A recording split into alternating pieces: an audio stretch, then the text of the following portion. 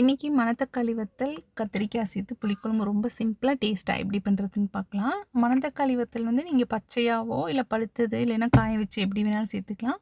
நான் இன்றைக்கி வந்து கொஞ்சம் பழமாவும் கொஞ்சம் காய் எல்லாமே இருக்குது. அது எப்படின்னா காய வச்சிட்டோம்னா நல்லா பொரிஞ்சு வந்துடும். கொஞ்சம் பழமாவோ காயாவோ இருந்துச்சுன்னா எண்ணெயில் போட்டு இது பண்ணுறப்போ கொஞ்சம் வெடிக்கும். அது கொஞ்சம் பார்த்து இது பண்ணணும் அவ்வளோதான். ஆனால் டேஸ்ட் எல்லாமே சூப்பராக இருக்கும். ஃபஸ்ட்டு வந்து கொஞ்சம் வந்து எண்ணெய் விட்டுட்டு அதில் இதை கொட்டிட்டு அடுப்பு வந்து கொஞ்சம் குறைச்சே வச்சு ஒரு 2 நிமிஷம் 2 நிமிஷம் இல்லை 1 நிமிஷம் சும்மா நல்லா வதக்கி விட்டாலே போதும். அது ஏன்னா வெடிச்சு வெடிச்சு அப்படியே தண்ணி மாதிரி தான் ஆகும். சும்மா அந்த எண்ணெயில் லைட்டாக வதங்கினா போதும். அப்படியே எடுத்து வச்சிடலாம். புளி வந்து கொஞ்சம் சைடில் ஊற வச்சுட்டு தக்காளி கொஞ்சம் நிறையாவும் புளி கம்மியாகும். நல்லெண்ணெய் விட்டுட்டு நல்லெண்ணெய் விடுறதால விட்டுக்கலாம், இல்லை லாஸ்ட்டாக கூட விட்டுக்கலாம். எண்ணெய் விட்டுட்டு கடுகு, வெந்தயம், ஜீரகம், வரமிளகாய், வெங்காயம், சின்ன வெங்காயம் சேர்த்துட்டிங்கன்னா இன்னும் சூப்பராக இருக்கும். கொஞ்சம் உப்பு சேர்த்துக்கிட்டு நல்லா வதங்கட்டும். ஒரு 5, 6 பெரிய பல் பூண்டு அப்படியே தட்டி சேர்த்துக்கிறேன். அதுவும் நல்லா வதங்கட்டும். வெங்காயம் கொஞ்சம் நல்லா ப்ரௌன் கலர் அளவுக்கு வதங்கட்டும். இப்போ ஒரு 2, 3 தக்காளியை வந்து சின்ன சின்னதாக கட் பண்ணி வச்சுருக்கேன். சின்ன சின்னதாக கட் பண்ணுறதுக்கு பதிலாக நீங்கள் அப்படியே மசிச்சு கூட போட்டுக்கலாம். கையில் கூட கரைச்சி அப்படியே ஊற்றிக்கலாம். சூப்பராக இருக்கும்.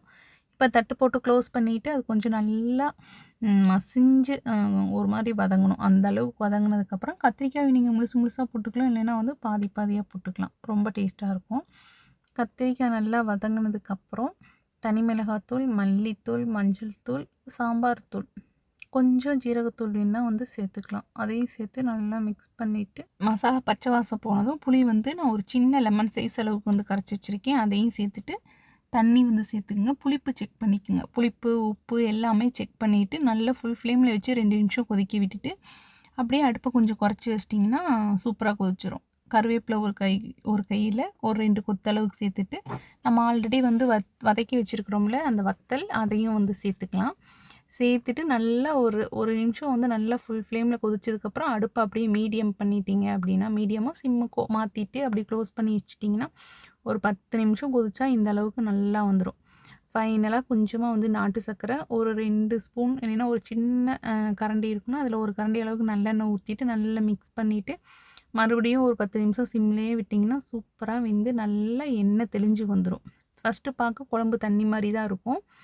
அது கொஞ்சம் நல்லா மஞ்சட்டிலே ஆறுனதுக்கப்புறம் இந்த அளவுக்கு நல்லா கெட்டியாக சூப்பராக வந்துடும். பார்க்குறக்கே அப்படியே சாப்பிடணுன்னு டெம்ப்ட் ஆகும். அந்தளவுக்கு டேஸ்ட்டாக இருக்கும்.